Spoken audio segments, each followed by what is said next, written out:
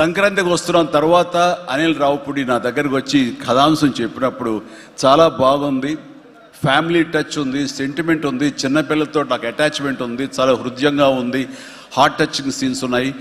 ఇలాంటి సినిమాకి ఆ కామెడీ జోనర్ సినిమా కలిస్తే కనుక నీ స్టైల్లో చాలా బాగుంటుంది. నాది ఒక ఎస్పీజీ క్యారెక్టర్ కాబట్టి ఇది నేను కొంచెం వైవిధ్యంగా డిఫరెంట్గా చేస్తే కనుక డెఫినెట్లీ బాగుంటుంది. డిజైన్ చేద్దామంటే అస్సలు వైవిధ్యం వద్దండి. మీరు ఏ సినిమాలు అయితే గతంలో చేశారో, ఏ దొంగ మొగుడు, ఘరణ మొగుడు, రౌడీ అల్లుడు, అన్నయ్య, ఇలాంటి సినిమాలు ఏవైతే ఉన్నాయో, ఇది చంటబ్బాయి, నాకు అలా ఉంటే చాలు.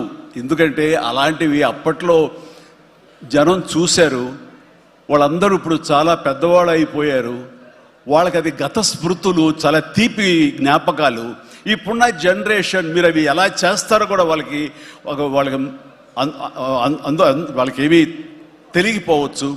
కానీ అది ఇది తెలిసిన మధ్యలో పుట్టి మాలాంటి వాళ్ళం అది మళ్ళీ ఈ జనరేషన్ గుర్తు చేసి మీరంటే ఏమిటో తెలియచెప్పాలన్న నా ప్రయత్నానికి మీరు చెయ్యాలి. ఆ విధంగా నేను అన్నందుకు ఐ థింక్ ఓకే.